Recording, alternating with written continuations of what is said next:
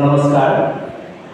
জয় গুৰু শংকৰ সৰ্বগুণাকৰ যাকেৰি নাহিকে পাম তুহাৰি চৰণ কৰে মুখত কৌটি বাৰে কৰোঁ প্ৰণাম। মই কবিতাটো পাঠ কৰাৰ আগতে 2 মিনিটত মোৰ ভাষণটো মই শেষ কৰিম, কাৰণ ছাৰৰ বিষয়ে অকণমান নকলে মনটো বেয়া লাগিব। ছাৰক মই 2013 পৰা 18 বৰ্ষলৈ পাইছিলোঁ, প্ৰায় জুন মাহলৈ। আৰু ছাৰৰ লগতে আমাৰ কল্পনা হাজৰিকা গায়ন বাইদেউ, ৰূপান্তৰী বাইদেউ, ধনদা বাইদেউ, অচ্যুত পৰ্ব শৰ্মা ছাৰ, অচ্যুত পৰ্ব শইকীয়া ছাৰ আৰু ডক্টৰ বিজয়কান্ত গোস্বামী ছাৰ। বাইদেউ অলপ আগত কৈ গৈছে মমতাৰ চিঠিৰ কথা। মমতাৰ চিঠি কবিতাটো মোৰ এতিয়া দ্বিতীয় শ্ৰেষ্ঠ কবিতা, মোৰ আটাইতকৈ প্ৰিয় কবিতা। আৰু মোৰ প্ৰথম শ্ৰেষ্ঠ বা প্ৰিয় কবিতা হৈছে কাঞ্চনজংঘাৰ বুৰঞ্জী। আৰু মমতাৰ চিঠিটো তেতিয়ালৈকে ভাল লাগিল যেতিয়া বাইদেৱে ইমান শুৱলা সুৰীয়াভাৱে বুজাই দিলে।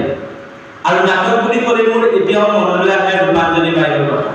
ৰূপালী মোৰ এতিয়াও মনত সজীৱ হৈ আছে। আৰু ভাষাৰ ক্ষেত্ৰত ধনদা বাইদেউ, ডক্টৰ বিজয়কান্ত গোস্বামী ছাৰৰ অৱদান একেবাৰে সুকীয়া। আৰু দীপক বৰা ছাৰৰ কথা যদি মই কওঁ তেতিয়াহ'লে মনকে নপৰিব। গতিকে একে চমুকৈ কওঁ, মহাপুৰুষ শ্ৰীমন্ত শংকৰদেৱ, মাধৱ কন্দলী বা মাধৱদেৱ, বিশেষকৈ মহাপুৰুষ শ্ৰীমন্ত শংকৰদেৱক যদি মই বিশ্লেষণ কৰোঁ, দীপক বৰা ছাৰৰ লগত বহুখিনি সাদৃশ্য পাওঁ। ছাৰ খুব অমায়িক, নিয়মানুৱৰ্তিতা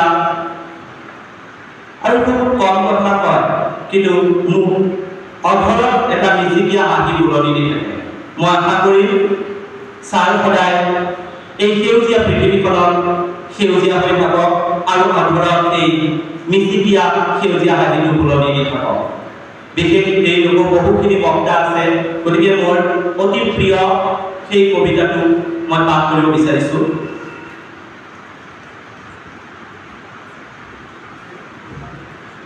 কবিতাৰ শিৰোনাম কাঞ্চনজংঘাৰ বুৰঞ্জী, ৰচনা 3 মাৰ্চ 1947। কবি ৰূপকোঁৱৰ জ্যোতিপ্ৰসাদ আগৰৱালা। মই কাঞ্চনজংঘা তুষাৰ শুভ্ৰশীল ময়ে অভ্ৰদেৱী, মোৰ জটা ঝৰি ঝৰি নিজৰি নিজৰি বয় নিগৰি নিগৰি অবিদৰ গল্প। শৈলজা পয়ুধৰা পীযুষ শৰীৰা সুৰধনী গংগা।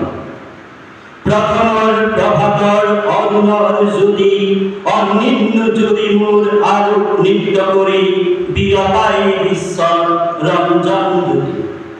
মোৰে আশে পাশে গাই কিন্নৰী বালিকাই আৰু ধুধন মহাদীপ। সন্ধিয়াই সন্ধিয়াই বেলি বিদায় গানে দিগন্ত কৰে মুখৰ। উদয় আৰু অস্তৰ বৰ্ণ বৈচিত্ৰৰ ছয়াময়া কাচুনৰে কাছে প্ৰভেদিকা মূৰ্খ মন আছে কুটস কুসুমৰ লগে লগে লাখে লাখে মৃদু মৃদু কম্পিত সমীৰণ চন্দা শৈলবাৰা দলে কস্তুৰী গন্ধা। অতীতৰো অতীতৰ যি মহা অতীতে বৰ্তমান ভেদি ভৱিষ্যতলৈ যায়, মোৰে জুহালতে বহি বুৰঞ্জীৰ পাত লুটিয়াই ভৱিষ্যতৰ কথা কয় কল্পনা গন্ধা। শুনো বহি বহি মই কাঞ্চনজংঘা। ভাৰত বৰ্ষ দেখি শুনি যাতে মোৰ বিষাদতো হৰ্ষ। প্ৰকৃতিৰ অভিনয় মানৱী পুতলা আহি উঠি গ'ল পাতি পাতি বিচিত্ৰ মেলা। হাঁহি আৰু কান্দোনৰ নৱ নৱ খেলা। ৰূপান্তৰেদি আহি বৰণ শৰাই হাঁহি মানৱীয়ে নাচে এই ভাৰতৰ মঞ্চত। যুগকাল বাজনাৰে কৰি লৈ সংগত পিন্ধি পিন্ধি সভ্যতাৰ নতুন মেখলা। নাচি নাচি উৰুৱাই শুনো আমি সেই ধূলিৰে ঢাক খাই ধূলিৰে জহি যায় পুৰণি ভংগা। কোন ধূলিৰে পৰা ৰূপ লৈ জাগে এক নৱযুগ অংগা। অহৰহ আছে বৈ সুৰধনী গংগা, ময়ো উদাসী আছো কাঞ্চনজংঘা। দুক দুক দুক দুক তম্বুৰ বাজে মোৰে চোতালতে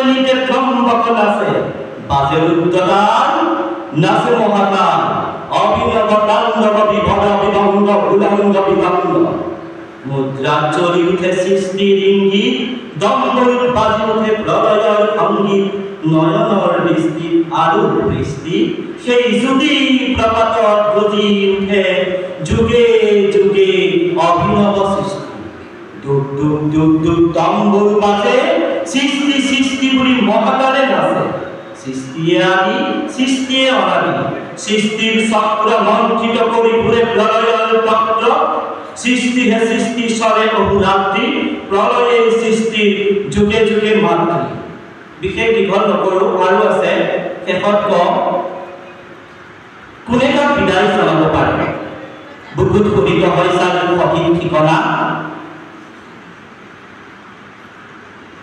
এনেকৈ ছাৰলৈ মই সদায় সুস্বাস্থ্য কামনা কৰি ছাৰজনে সদায় নিৰোগী হৈ থাকে অসমীয়া সমাজ সাহিত্যলৈ তথা ভক্তি সাহিত্যলৈ অনবদ্য অৱদান আগবঢ়াই যায় তাৰেই কামনা কৰিছোঁ আৰু আজি আহি মই বিশেষকৈ আবেগিক হৈ পৰিলোঁ এটা কাৰণে অচ্যুত প্ৰবৰ শৰ্মা ছাৰৰ কথা শুনি বাৰে বাৰে সেই নামটো বাৰে বাৰে উচ্চাৰণ আছে অচ্যুত প্ৰবৰ শৰ্মা ছাৰৰ প্ৰচেষ্টাত আমি প্ৰতি বছৰেই মূল শিক্ষাগুৰুসকল আৰু সন্মানীয় শিক্ষকবৃন্দ লগতে লগ কৰি ছাত্ৰ ছাত্ৰীসকল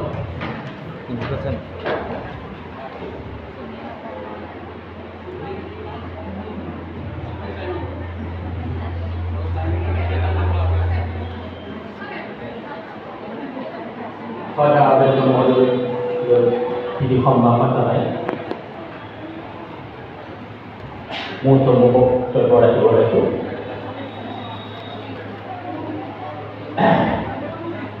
এনেদৰে আমাৰ মঞ্চত কথা কোৱাৰ অভিজ্ঞতা নাই তথাপিও আমাৰ অসমীয়া বিভাগৰ বৰ্তমান মুৰব্বী অধ্যাপিকা